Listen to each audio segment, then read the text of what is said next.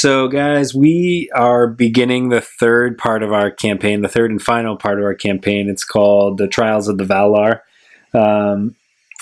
You guys have played, or most of you have played through the two other sections. The first one was in Middle Earth proper. It's the Middle Earth that everyone's kind of familiar with. And he wandered through over the Misty Mountains and through all the various forests and famous cities and kingdoms, and you basically had released you had done a ritual and released a shadow Maiar named Gwarthaur, and he, at the end of that campaign, you opened a portal to Tol Eressëa, and the shadow escaped across the straight road using this portal. And in doing so, one of your comrades was stranded over on Tol Eressëa and imprisoned, and came out not too healthy, having shared this portal with the shadow for 60 years. And you guys went after him, and you discovered that the shadow had basically on the way. He had this supernatural power to basically raise the dead, and the shadow, for the first time, sort of overcame the Blessed Realm, or at least Tol Eressëa, and things started just basically waking from the dead. And you weren't really sure what its end game was until you discovered that that basically the end of days were happening. So you guys were basically fulfilling this prophecy of Mandos, and so was the shadow. And you realized that the shadow had. In the end, you realized that the shadow had possessed this once really powerful, famous human named Túrin Turambar, and you end up having to do battle with him at the end of the campaign. In the process, you found the Silmaril, recovered the Master Palantir, and also picked up a few named elven items. One of them was a spear called Inayor.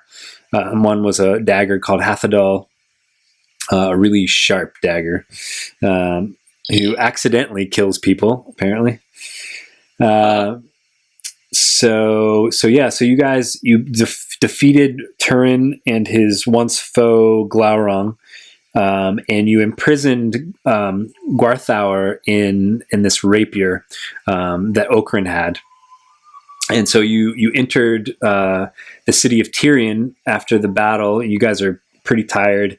I think Vic did his best to kind of try to heal you. I'm not sure where we left it last, but you're basically fresh off the fight, and the caves of the Forgotten had opened up.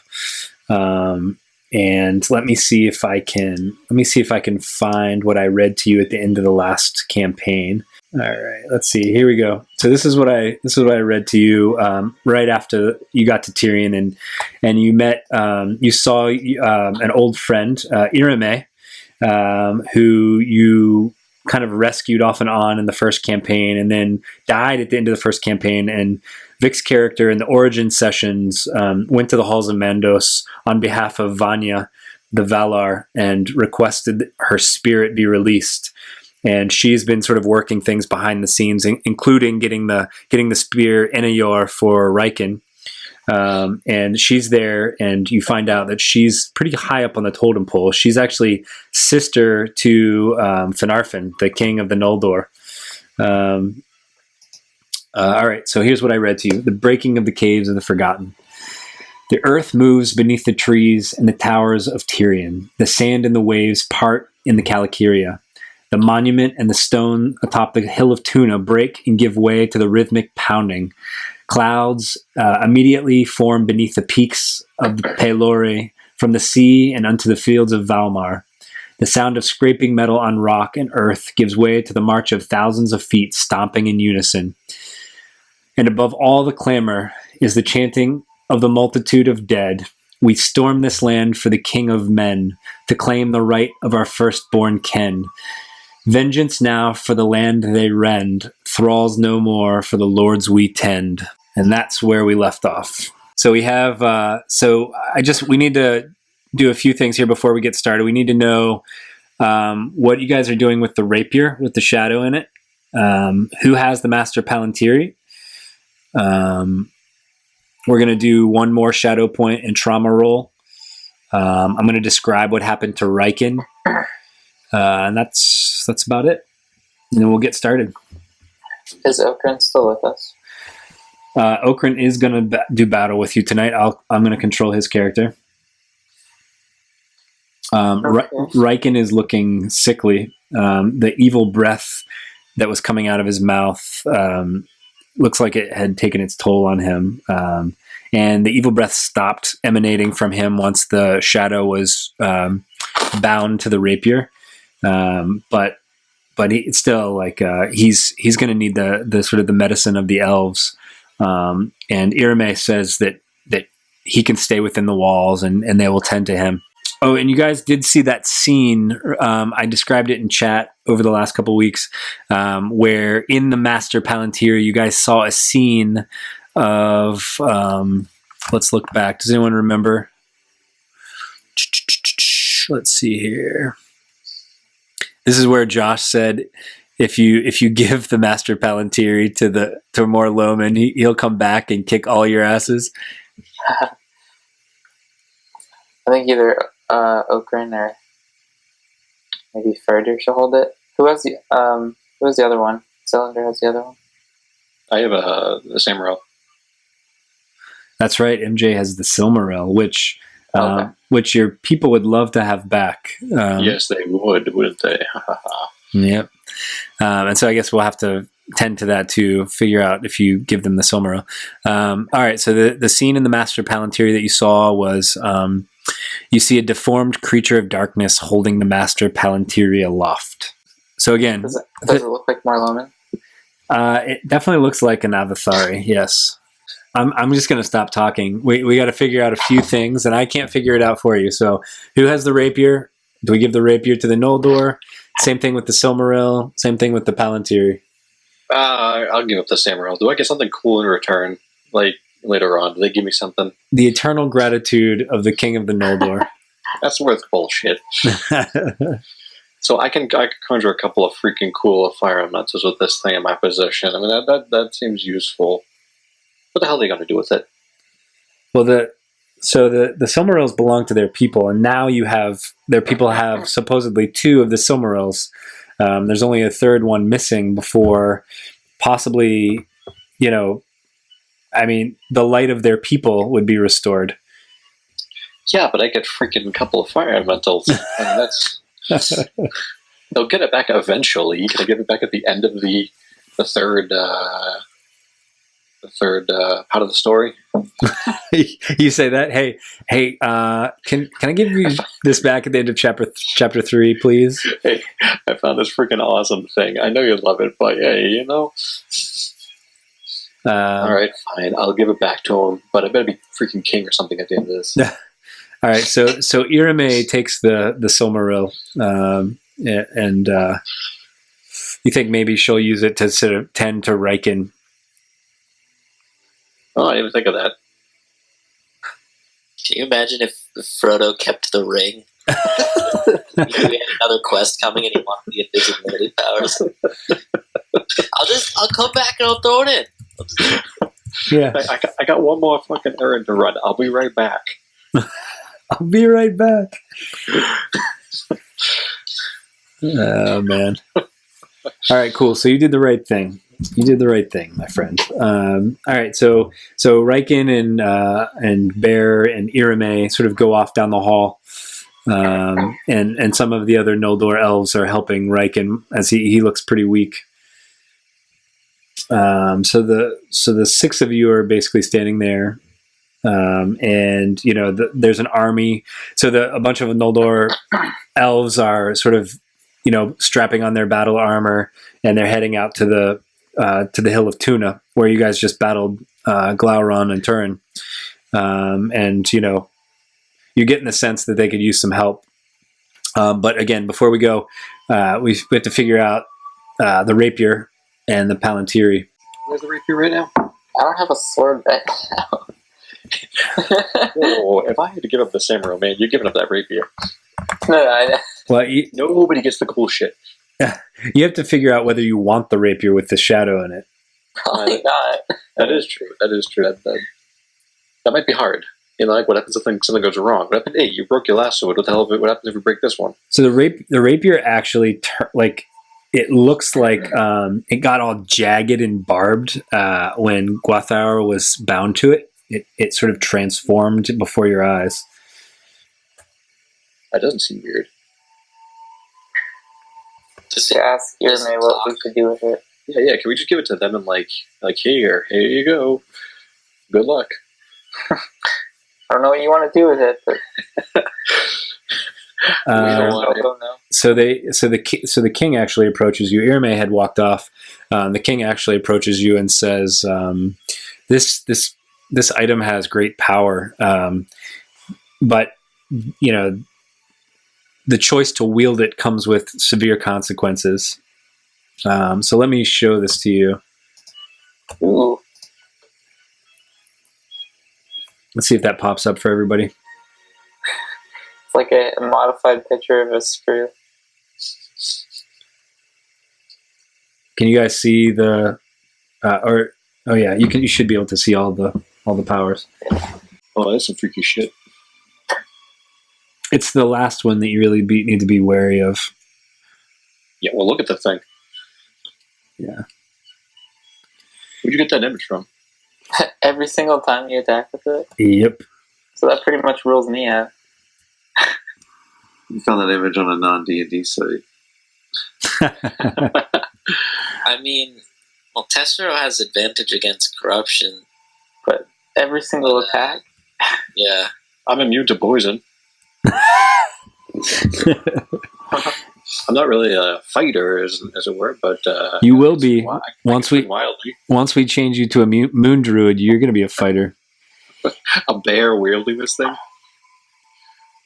I'm not suggesting you take this because I think it could really fuck up the party. But I don't think we should use it. I mean, the only reason why I would consider using it is if I don't have any other weapon.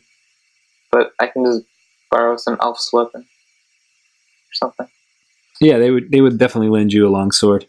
Don't worry, I got mend. I can bring your sword back together. So that's the other thing. Do you show the shards to Finarfin? Yeah, I'd be like, hey, here's one, and hey, can you fix this one? Said I collected. Well, I don't know. I collected the shards of the two sister swords. Do you know like how we might be able to fix them? He says there were only two people that can work that metal. The dark elf Ale, who created the swords originally, who would not willingly give them back if he reforged them. And he says it doesn't look like there's enough left of the swords for two swords. They could possibly salvage one sword. But obviously there is another great master smith who is in the halls of Maedhros named Celebrimbor or Feanor. Both of them are master smiths. He's sure that Feanor would be able to do it. He's not sure if Celebrimbor would be able to. Yes, your brother, MJ. Okay. Yeah, but the elves don't actually die. No, I thought what's his name killed him. Yeah, and then he showed up in the halls of Maedhros, sort of like in Greek mythology. Yes, that's right. Yeah, okay. Oh, yeah, we'd definitely go see him. Well, I see him every first Tuesday of the month. It's been like 2,000 years, so. He says it's not as easy as just going to the halls. Irme had to be released from the halls to come back at the request of a Valar, and it was it was not an easy thing to do. But if the prophecy is true, and do you guys need a refresher on the prophecies? We could totally find a Smeagol to sneak us in. It's going to be a dude who knows a way in. Do you guys need a refresher on what you know about the prophecy so far? Yes, it could help me. All right. So you have been, I think, did they read part 3 to you yet? Let's see. No, they have not. Okay. So you only know 2 parts of the prophecy right now. Here's the first part. And Gilfanon shared this with you. Thus spoke Mondos in prophecy, when the Valar sat in judgment in Valinor, and the rumor of his word was whispered among all the elves of the west. When the world is old and the powers have grown weary, Morgoth, the black foe of the world, seeing that the guard sleepeth, shall come back through the door of night, out of the timeless void, and all shall be darkness. And for the sun he will turn to black, and the moon will no longer shed his light. And that's exactly what's happened. You remember that Ancalagon, in addition to knocking the guard at the door, which was Erendiel with his Silmaril, he also knocked the sun and the moon out of the sky. But the host of Valinor shall descend upon him as a searing flame, white and terrible. Then shall the last battle be gathered on the fields of Valinor. That was part 1 that Gilfanon shared with you. And I think... Oh, all right, yeah. I think Idril might have shared part 2 with you at the Tower of Pearl. And it goes, on that day Tulkas shall strive with Morgoth, and on his right hand shall be Eonwe, and on his left Túrin Turambar, son of Hurin, returning from the doom of men at the end of the world. And the black sword of Túrin shall deal unto Morgoth his death and final end. And so shall the children of Hurin and all fallen men be avenged. Now, there's a problem with that prophecy. What is the problem? The sword's broken. He came back to life and then he died again. Oh, and then also the sword is broken. Yeah. Right. So, you could reforge the sword, obviously. So I guess, your hope is that someday you could reforge the sword, like you said. And then there's the other piece of this where, do you remember the last words that Túrin said to you, Marco, and your character? Something about him, giving something to me about his personality. I don't really remember. Okay. Actually, I don't remember either. So let me read that to you too. Túrin's death. Okay. The last breath of Túrin, son of Hurin, can be heard by all. It speaks of gratitude and of relief. The physical body of the man turns to ash, but the essence of his people... hold on. So he actually says this to you before this happens. O son of Numenor, grant me the rest which I desire, and my spirit will bless you all the days of your life. Oh, shit. Do you remember that now? Yeah. And then I said, the last breath of Túrin, son of Hurin, can be heard by all. It speaks of gratitude and of relief. The physical body of the man turns to ash, but the essence of his people and of the greatness of his family ignites the air of like Ea itself. The life that was once inside the twice-born Lord of Dorloman finds its way into Faradir Thangale, son of Califar. Woo! Okay, so now... So that basically means that the prophecy kind of transfers to me. Yeah. I would guess. So you as you guys are talking about this, Finarfin is like, we need to get out and battle these Numenorians that are coming out of the ground. But if you survive this, and you want to find out the rest of the prophecy, Ingwe, the High King of the Elves and also King of the Vanyar Elves, who has been dwelling recently in Elmarin, the house of the Valar, of Manwë, the king of the Valar, he would be able to give you the rest of the prophecy. But that's for the end of the evening. Sweet. If we survive. If you survive, yeah. So great. So Silmaril's wrapped up. Faradir has a sword now. What kind of sword do I have? Long sword. Not a very good one. Yeah, we'll say +2. Okay, so and I can still use the stats that I get. I'll fix it. Okay. to match that. So Palantiri and you gave the rapier to Finarfin, right? Yeah, I think so. Okay. Are they gonna like guard it? Okay. I feel like no one else does anything around here. Don't worry, guys. We got it. I mean, you probably don't want it with you, so That's true. Whatever they do with it is better than what we got. But us walk around with it. there's Give a them the Silmaril too. Yeah, we get in Silmaril. Okay. so the These guys need to not lose their stuff though. So they're not asking for the Palantiri. The Palantiri were housed by the Teleran elves in the city of Avalone, where the big tower was. You remember? But they're not asking for that back. So it seems that you're free to have it in your company. It's just a matter of John. You when you see the vision of an Avathari holding the Palantiri, you definitely feel like it's speaking to you. But it doesn't mean, I could see where the company wouldn't feel comfortable necessarily with you having it. Yeah, I would kind of follow the kind of way the company does. Just trying to figure out if it's a good thing that we see it in there or a bad thing. Yeah, I mean, you guys can discuss if you want. So could somebody remind me, why would it be bad for him to have it? Because he's, I don't know.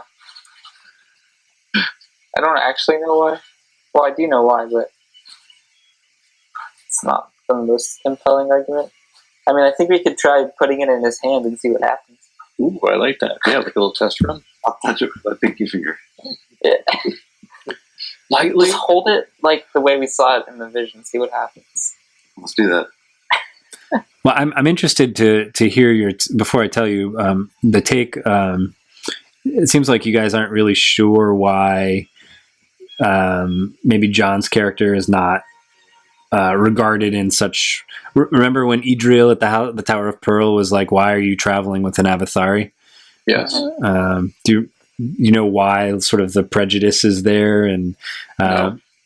okay, maybe someone could explain that. He looks funny. I'll give him that. But beyond that, The Avathari came out of the void and out of the shadow. And here, what's the spider woman? Ungoliant. Ungoliant was an Avathari.